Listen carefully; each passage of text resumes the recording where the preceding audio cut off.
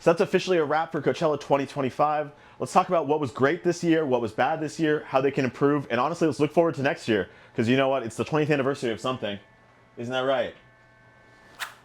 I mean, we can joke about that. I would die if Daft Punk was the Return to the Desert or the headliner of 2026.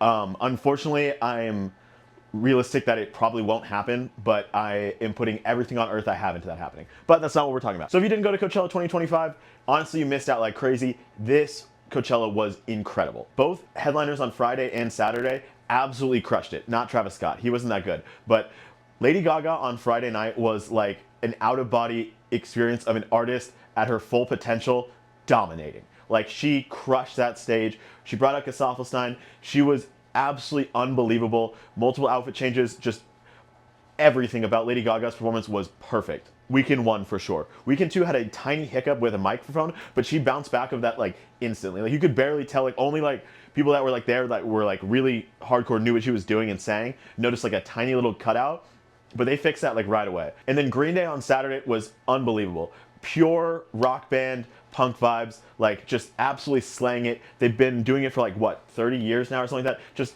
showed how excellent at their craft of performing they were, and they were awesome. Billy Joe Armstrong still sounds just as good as he did 25 years ago, and he's such a good performer, and they all are. And honestly, it was just, I think my like 15-year-old self or like my middle school self that used to just rage to Dookie, oh my god, it was just awesome. I was going so hard for it. I wish I had videos that were like seeable. I'll pop some in here. They're just chaos, basically. I was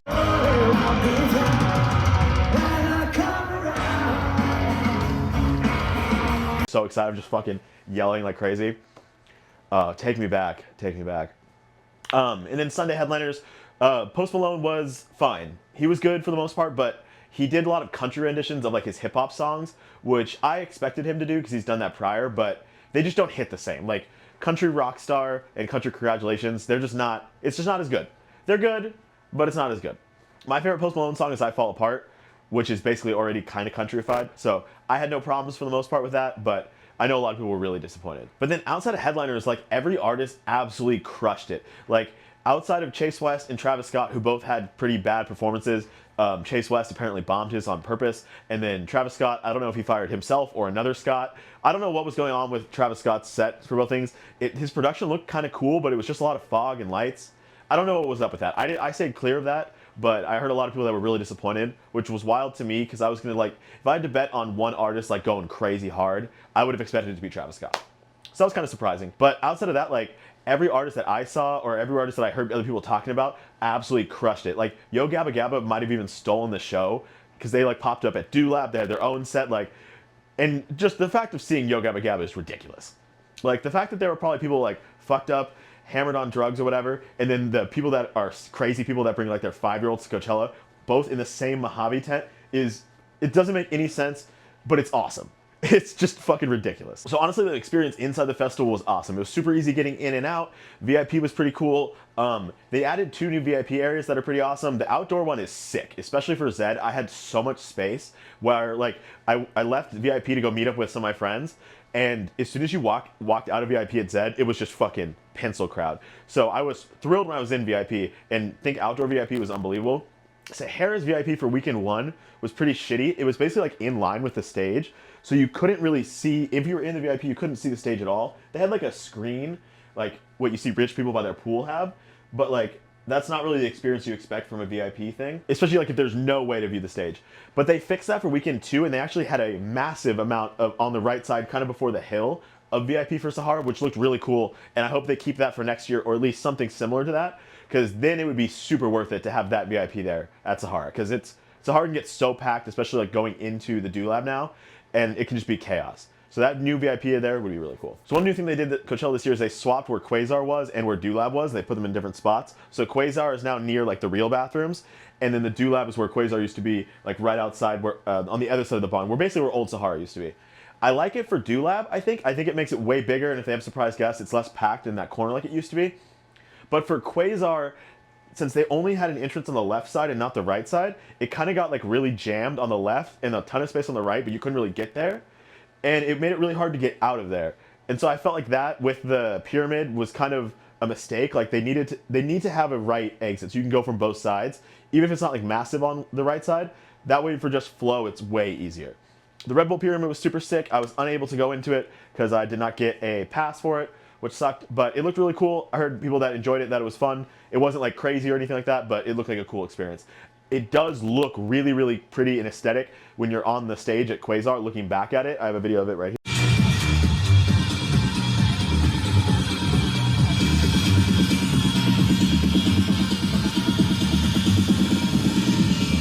Here. I loved Quasar, by the way. Quasar is debatably one of my favorite stages, especially just being on stage feels really cool. It has like a boiler room, kind of just like on stage vibe that's fun. But like that view of Quasar in the sunset and everything is really nice. So let's talk about some negatives that happened to Coachella this year. Even though I think this was basically the best Coachella since pre-COVID, which would be probably lined up with 2019, I think, or whichever was the Eminem Beyonce one, I think would be the closest one that you'd compare to. A lot of people really like 23 and 24 as well, but something about this one just was magic. So one of the negatives was getting in camping weekend one was absolutely a disaster. Carmageddon, people waiting hours and hours and hours in line because it seemed like there was a new security company or something and they were understaffed. And so it just kind of became a shit show. Like I showed up at 5 p.m. with preferred parking or preferred camping, which typically is like under an hour or half an hour to get through. Like it's usually super, super fast because everybody who wanted to get there early is already in and the preferred people show up whenever they want to. And I think I didn't get in until like 9 and Chris Lake was starting, I think at 8 to 11 or 9 to 11. So I like basically showed up the second that happened. So it took me like 3.5 hours to get through, which was on the low end, I think, for people actually, but still like an insane amount of time for them. They fixed it in weekend 2. They had a double entrance. So hopefully going in next year, that's not gonna be the case. But that was like it was a sketchy moment at first because I'm like, Coachella doesn't usually have those kind of like cataclysmic, like just like procedural like problems. Like for the most part, it's super well planned out for the last 8 years I've been going. And this just seemed like super inorganized. Like I'd expect this if I was going to like a startup festival, like a new one. And so this was really surprising. But they did bounce back and fix it. But the second we got into camp, it was Coachella again. Them having Chris Lake play in the camping area is an incredible idea. So good, so fun, really just kicks off the weekend. The only really other like bad parts of Coachella this year was weekend 1 was just really hot. It wasn't unbelievably hot, but it was still like upper 90s. So like at camp, it was pretty fucking dry and it made the dust like so bad. Like I was so like congested. I still kind of am, but I was really bad for like the couple days afterwards. So that's a negative, but I mean, that's a festival. That's why everyone wears like bandanas or masks. One thing though, one annoying side effect of COVID is that people used to wear like these like black masks with like stuff on them kind of as like a fashion thing prior to COVID happening. And I loved that. And now it's weird to wear them because there's like some people that like judge you because they think you like are still like worried about COVID or something like that. And so that sucks. Hate that. Unrelated though. Those are honestly really all the negatives. Like I had a fucking blast. I definitely drank way too much on Thursday night and kind of just had a consistent like hangover that I was like constantly having to battle through, which is Coachella in a nutshell. Like it's a marathon. Let's talk about best sets of the weekend. Who really dominated? I think Gaga, hands down, is the best by far. Obviously, headliner sets are usually a little bit more like boom because it's a headliner set, but Gaga and Green Day, I think, are like almost A1s, just absolutely crushed it. Weezer, Saturday afternoon to kick off the day was awesome. So good. Weezer is one of my favorite bands to see at a festival because they're just so good. They're such good vibes. It's similar to Zedd, who's probably my other person who dominated Sunday, is Zedd. And Zedd was so good. He has so many sing-alongs that it's like seeing Calvin Harris. There's just infinite songs you sing like crazy, and it's just like a mood positive booster like a million. So much fun. The LA Philharmonic was magic. I couldn't see them. I watched them on the live stream for weekend 2. They're so good. I wish I would have seen them, but it just didn't work out with timing. Seeing those like live orchestras like with Hans Zimmer like in 2017, I think, they're so good. It's such a different change of pace that it's just like relaxation and magic.